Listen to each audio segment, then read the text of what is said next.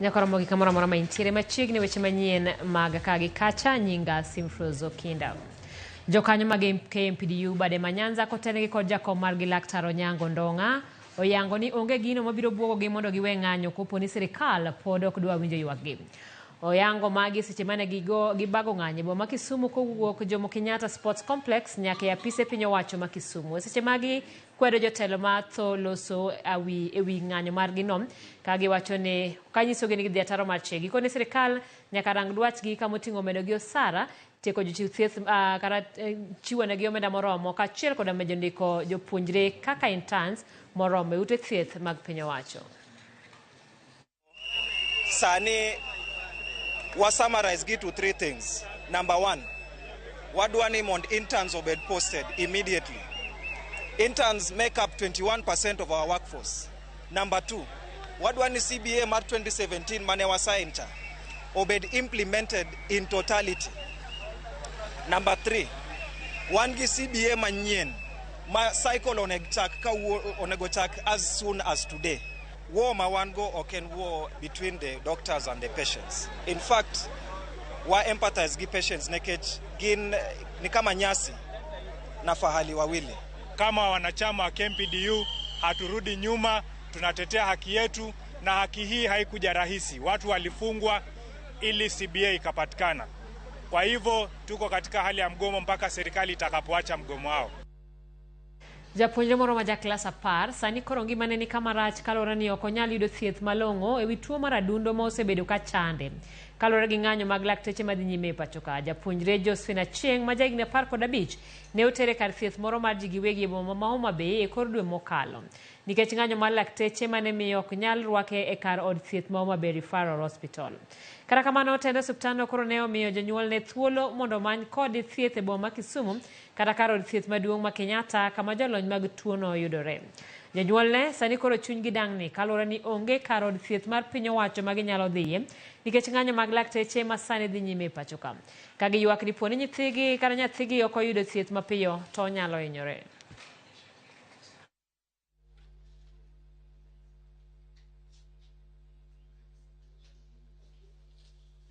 Nyathi miluongo ni Josephine Achieng' Okoth. Nyathina ni osomo e skul miluongo ni St. Ambrose Secondary e form 2.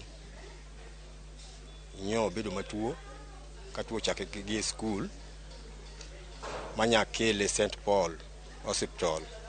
Gisani osekawo juma achiel to kano pime no yud ni en gi heart problem. Kuro wapono no ko golwa sani ni wadhi Rasia Kisumu. Abedo standard nikech kalure ge doctors bogomo kila kitu onge abedo standard aonge kaka nyalo timo. Akwayo ng'ata manyalo konya e chenro mantie go ni oyo konya. Akwayo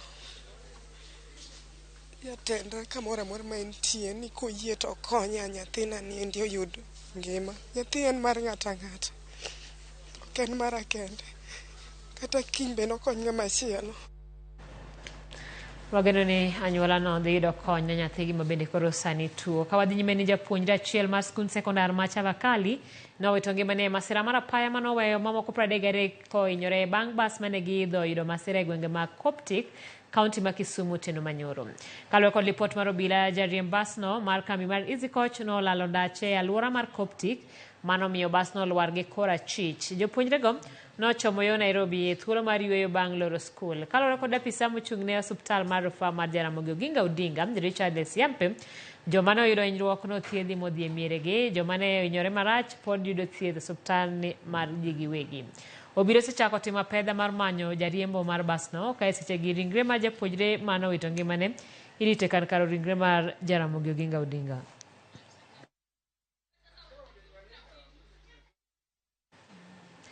E masira machielo ni kwan ji ma osewito ngimagi nyaka sani kalure gi masira mar apaya mane otimore e gwenge mag Got Kiu machiegni kod boma ma Salama e wang' apaya maduong' mawuok Nairobi kocha Mombasa sani ochopo ji 11 e kinde ma ji mamoko to dhi nyime kod yudo thieth e osiptal ma Makindu kod Sultan Ahmud. Masira ma kamano ne otimore saa 3 otieno ma piny orugo kawuono bang' lori mar kuoyo mane chomo boma Mombasa tumore kod geche mamoko mane dhi e boma ma Nairobi kendo weyo ji 9 kowito ngimagi kanyo gi kanyo. Jodak e gwengego ywago medruok masira mar apaya kaachiel gi golo ywak mondo yar apayano kaka yo mar duoko piny masira.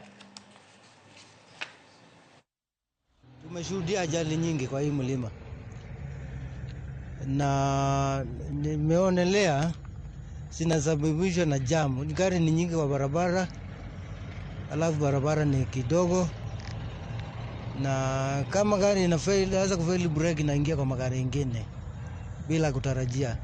James Musawa John, mkaaji wa Mlima Kio Salama area.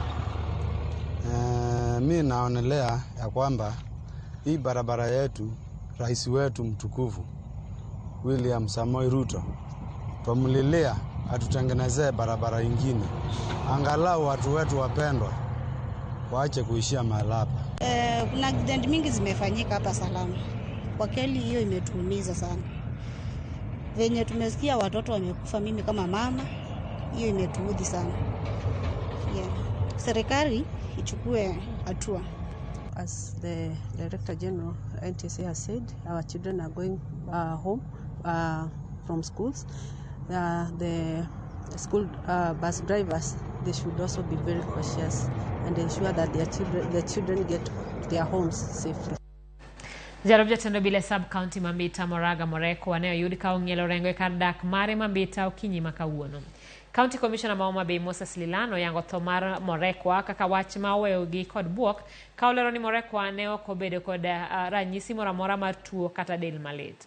Morekwa ne onemo gik chieng' Tich Abich juma mokalo e kinde mane otelo ne romo monywando migepe mopogore opogore mag sirikal e wi monjo kuonde uso kuong' ma ok opuodhi sub-county Mambita. Lilano pako Morekwa kaka mise motegno e nyayo weche mag arita kwe sub-county Mambita. Ringre ne ochwale kar kano ringre jomotho ma Kirindo Med 25 motelo ne chwalo nyaka e boma ma Nairobi kalure gi kwayo mar anyuola mare.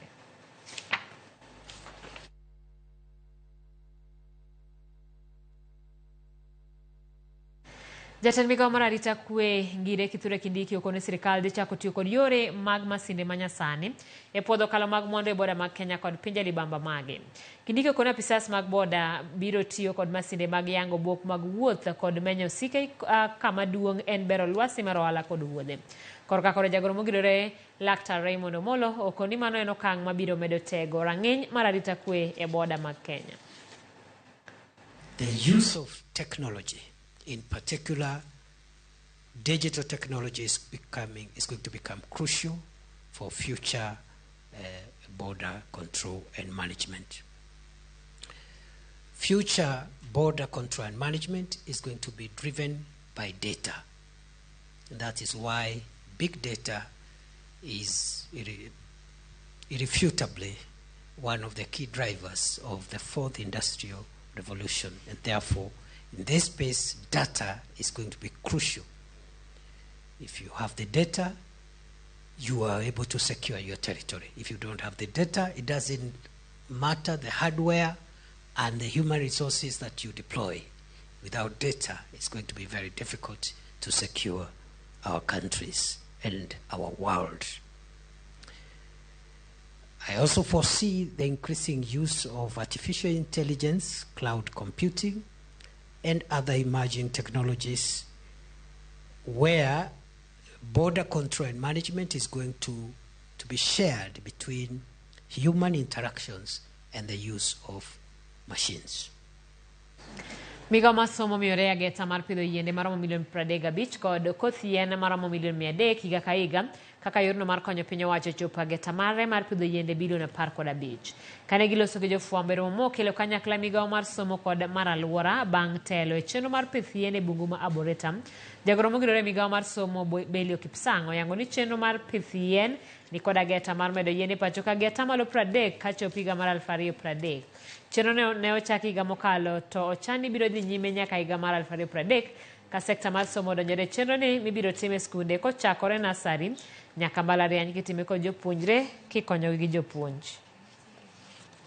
17 million learners, both at all levels of learning, from ECD to our universities, and 600,000 educators in institutions spread across the country, a target of growing 35 million trees and producing 300 million seedlings annually. I want to really commend the work that the Ministry of Education has undertaken on its part, because in our strategy we have set targets for each and every ministry, department and agency of government on how much of the 15 billion trees each MDA will take up. And I must say that the Ministry of Education is one of the frontline institutions of government because of the network, because of the numbers that we've been given in terms of the learners and even the trainers across the country. And this is a ministry that that has presence in at every level of government.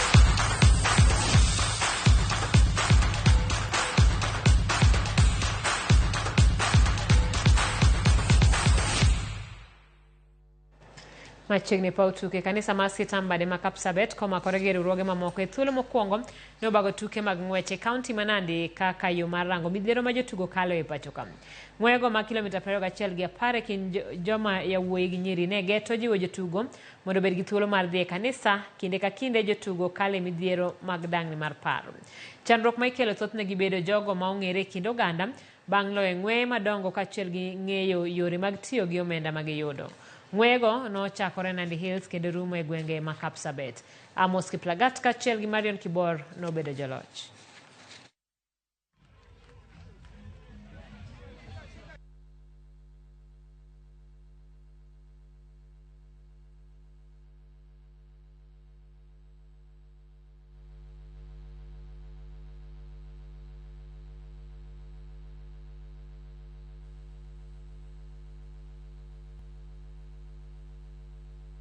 Race yenyewe tulianzia hard course up to almost karibu 1K ndio ikakuwa mteremko, alafu after 7K ikakuwa milima throughout mpaka 10K. Mbio ya leo haikuwa rahisi because ilikuwa course mpya kutoka Nandi ilisikuja, ni mamilima ni mingi, na kukuja kwangu siku ya leo nilikuwa nime prepare na nilikuwa naambia coach niende tu kama ni catch myself, nimefika hapo kwa mazoezi. Talent and building young people so that they are not involved in other things that would be detrimental to their future. This is a good way of establishing their roots so that they can be part of what is happening in the world of sports. Daniel Korir, runinga ya Citizen, County ya Nandi. Gonde rieko kuom jotugo Axel